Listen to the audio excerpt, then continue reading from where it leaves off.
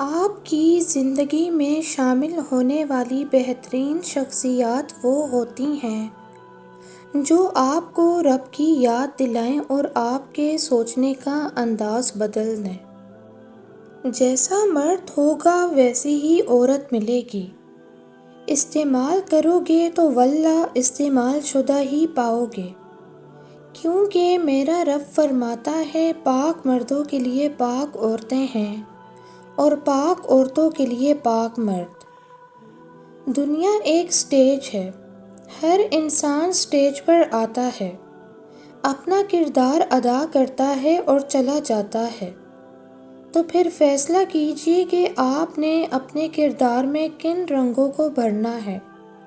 صبر، خاموشی، شکر گزاری، رواداری، سکون، انسانیت، وقار، یا پھر غصہ، کڑواہٹ، جنون، حسد، نفرت، حقارت۔ فیصلہ آپ کے اختیار میں ہے۔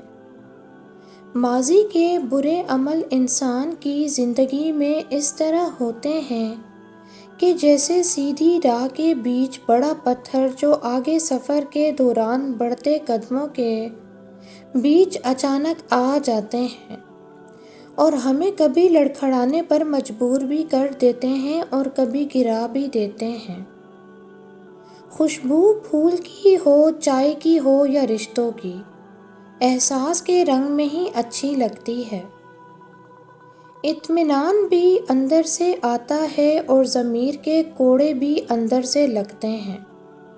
خوشی کی کونپل بھی اندر سے پھوٹتی ہے اور آنسوؤں کی آبشار بھی اندر سے امٹتی ہے۔ خوف کا آتش فشاں بھی اندر سے پھٹتا ہے اور سکون کی ندیاں بھی اندر سے بہتی ہیں۔ تو باہر کیا ہے؟ باہر کچھ بھی نہیں، تمہاری کائنات تمہارے اندر ہی سمٹی ہوئی ہے، اسے باہر کہاں ڈھونڈتے پھرتے ہو؟ انسان بہت ساری چیزوں کے ذریعے توڑا جاتا ہے، خواب، رشتے، محبتیں، ماحول، سختیاں، برے لوگ، برے لہجے، تاکہ انسان اس حقیقت کو مکمل طور پر قبول کر لے کہ انسان کی حقیقت اور منزل فقط اللہ ہے۔ اگر تم بولنے کی قوت رکھتے ہو تو ہمیشہ اچھی بات کہو، اس لیے کہ بری گفتگو نظروں سے گرا دیتی ہے۔ جب انسان اللہ کے مقرر کردہ دائروں کو توڑ کر خاک کے پتلوں کے پیچھے بھاگتا ہے تو پتہ ہے کیا ہوتا ہے؟ اللہ اسے تھکا دیتا ہے اور انسان منہ کے بل گر کر زخمی ہو جاتا ہے، اور زخمی بھی ایسے جو ظاہری آنکھ دیکھ نہیں سکتی، کیونکہ وہ زخم روح کے ہوتے ہیں۔ لوگ بہت ہوتے ہیں زندگی میں، مگر ایسے کم ہی ہوتے ہیں جنہیں ہمارے ایمان اور آخرت کی فکر ہو۔ خیال رکھیے گا ایسے لوگ کبھی کھونے نہ پائیں۔ کچھ لوگ ہیں جن سے ہمیں ان کے الفاظ کی نزاکت کی وجہ سے محبت ہو جاتی ہے، ان کی روح کا حسن ان کی سطروں میں ظاہر ہوتا ہے۔ کچھ لوگ ہماری زندگی میں آتے ہیں، اسے خوشگوار بناتے ہیں کہ ہم خود کو خوش نصیب ترین تصور کرنے لگتے ہیں، مگر پھر ایک دن چپ چاپ وہ ہم سے دور ہو جاتے ہیں۔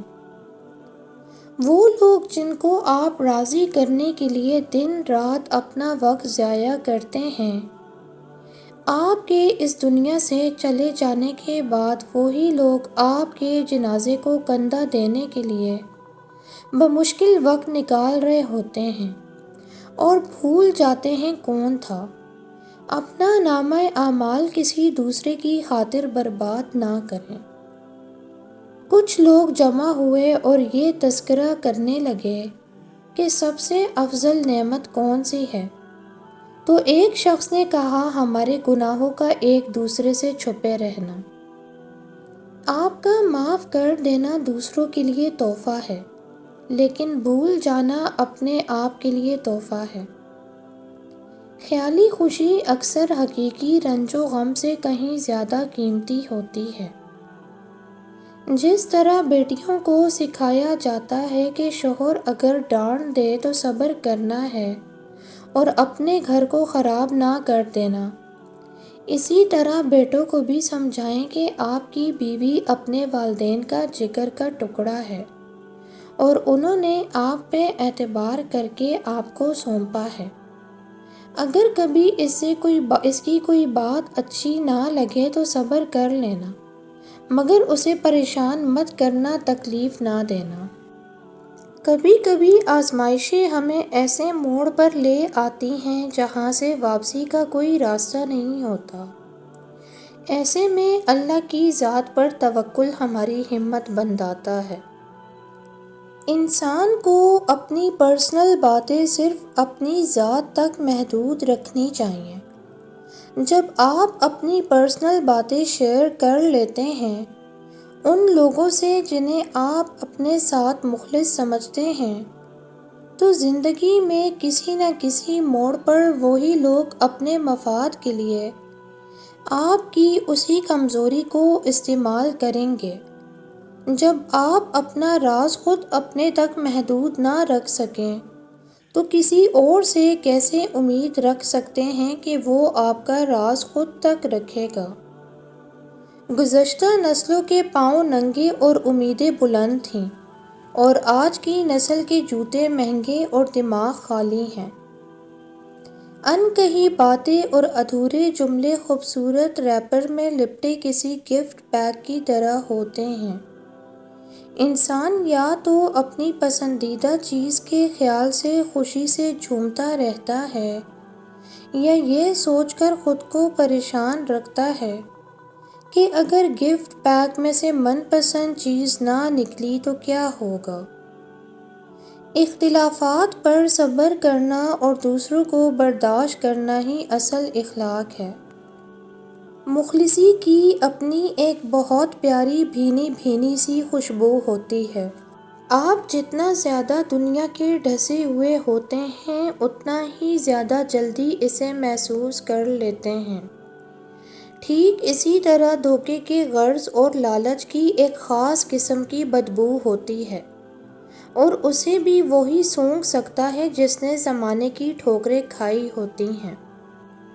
ہمارے معاشرے کا ایک المیہ یہ بھی ہے کہ یہاں اگر کسی کو سیدھے راستے پر چلنے کی تلقین کی جائے تو وہ ہمیں نیگیٹو اور کنسرویٹو سمجھنے لگ جاتا ہے، اور ہمارے اندر سے وہ عیب بھی نکالنے لگتا ہے جن کا حقیقت سے کوئی تعلق ہی نہیں ہوتا۔